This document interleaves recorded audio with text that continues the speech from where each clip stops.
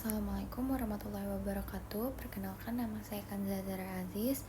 Di sini saya akan menjelaskan tentang kesenjangan antara kode etik dan praktik lapangan, analisis terhadap integritas dan objektivitas profesional. Jadi yang pertama itu ada pendahuluan. Etika profesi ini memiliki peran yang sangat penting dalam menjaga kualitas layanan dan kepercayaan publik.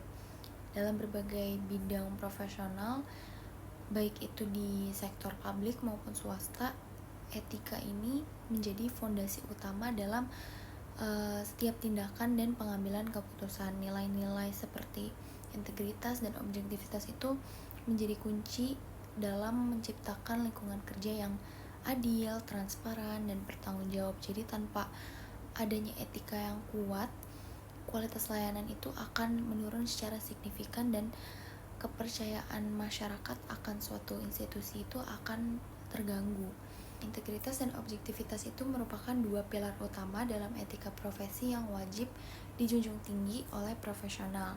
Integritas itu sendiri mencerminkan komitmen moral yang konsisten serta keberanian untuk bertindak jujur dan adil meskipun dalam suatu tekanan. Nah, objektivitas itu lebih menekankan pengambilan keputusan yang bebas dari bias, konflik, maupun pengaruh-pengaruh eksternal. Nah, dua prinsip ini tuh memiliki kontribusi yang besar dalam membangun kredibilitas, reputasi, dan kepercayaan publik terhadap suatu profesi maupun institusi. Nah, selanjutnya ada tujuan penelitian. Nah, tujuan penelitian ini itu untuk mengidentifikasi dan menganalisis kendala-kendala yang dihadapi oleh para profesional dalam menerapkan prinsip-prinsip etika profesi. Selanjutnya ada metode penelitian. Penelitian ini menggunakan pendekatan kualitatif berbasis studi literatur dengan metode analisis deskriptif kritis. Nah, pendekatan ini dipilih karena mampu memberikan pemahaman yang komprehensif dan kontekstual terhadap realitas etika profesi tanpa terikat pada pengumpulan data empiris yang secara langsung di lapangan. Selanjutnya ada tantangan integritas. Munculnya pengadaan barang dan jasa pemerintah menjadi salah satu isu yang paling signifikan. Studi dari Anggraini secara gamblang menggambarkan bahwa praktik manipulatif seperti markup anggaran, pengondisian tender, penunjukan langsung tanpa dasar objektif itu masih marak terjadi. Bagaimana dicatat oleh Degani bahwa budaya organisasi yang permisif terhadap penyimpangan itu semakin parah sehingga pelanggaran integritas itu dibiarkan saja dan bahkan dibenarkan secara diam-diam.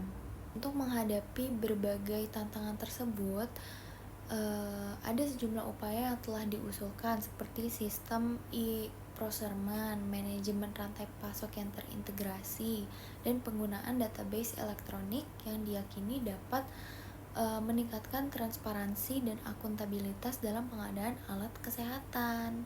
Di sini ada tabel yang isinya sektor, jenis pelanggaran, contoh kasus, dan dampak. Nah, jenis pelanggaran dari sektor publik itu manipulasi pengadaan. Nah, itu yang seperti saya sudah jelaskan tadi, yang contoh kasusnya dari RSUD Dr. Rasidin itu memiliki dampak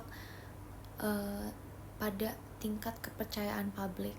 Lalu jenis pelanggaran pelaporan keuangan tidak transparan itu dari sektor swasta. Contoh kasusnya itu transfer pricing perusahaan multinasional. Nah, dampaknya itu potensi kerugian negara dan manipulasi pasar.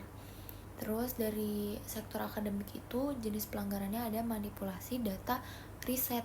Contoh kasusnya itu bias sponsor penelitian. Nah, dampaknya itu penurunan validitas ilmiah.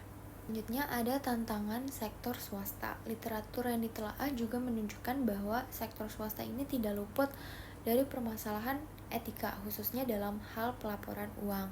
Studi kasus perusahaan multinasional dalam publikasi Ghosh dan Buyan menunjukkan adanya kecenderungan perusahaan untuk menyembunyikan pendapatan melalui skema transfer pricing dan praktik akuntansi agresif guna menurunkan beban pajak. Selanjutnya ada tantangan objektivitas. Dalam konteks profesionalisme, objektivitas ini merupakan prinsip dasar yang menuntut pengambilan keputusan berdasarkan data dan pertimbangan rasional. Namun, hasil telaah pustaka itu menunjukkan bahwa objektivitas ini sangat rentan dikompromikan oleh suatu tekanan. Fatemi mengemukakan bahwa tekanan struktural seperti loyalitas terhadap atasan atau institusi itu tuh dapat mengganggu kemampuan profesional dalam bertindak secara independen.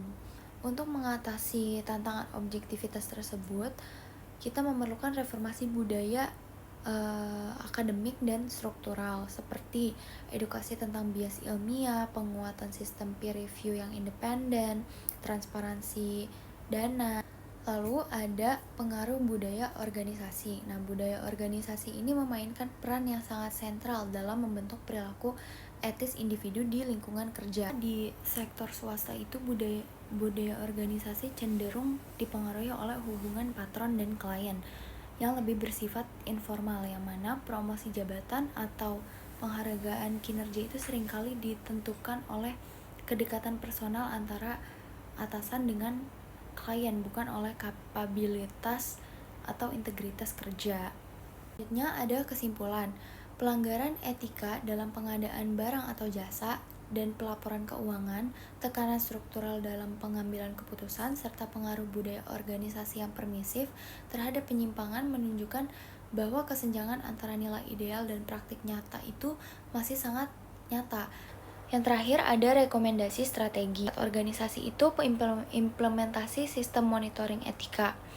Baik publik maupun swasta harus mengintegrasikan sistem monitoring etika ke dalam struktur tata kelola mereka. Yang kedua, ada tingkat pemerintah, yaitu penguatan regulasi dan sanksi tegas.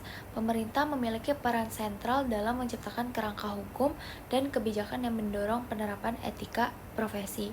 Oleh karena itu, perlu dilakukan revisi dan harmonisasi terhadap regulasi yang mengatur kode etik profesi, disertai mekanisme penegakan hukum yang tegas terhadap pelanggaran. Lalu ada tingkat individu, yaitu pelatihan etika berkelanjutan dan pembangunan karakter. Internalisasi nilai-nilai etika melalui pelatihan berkelanjutan baik di lingkungan pendidikan maupun tempat kerja.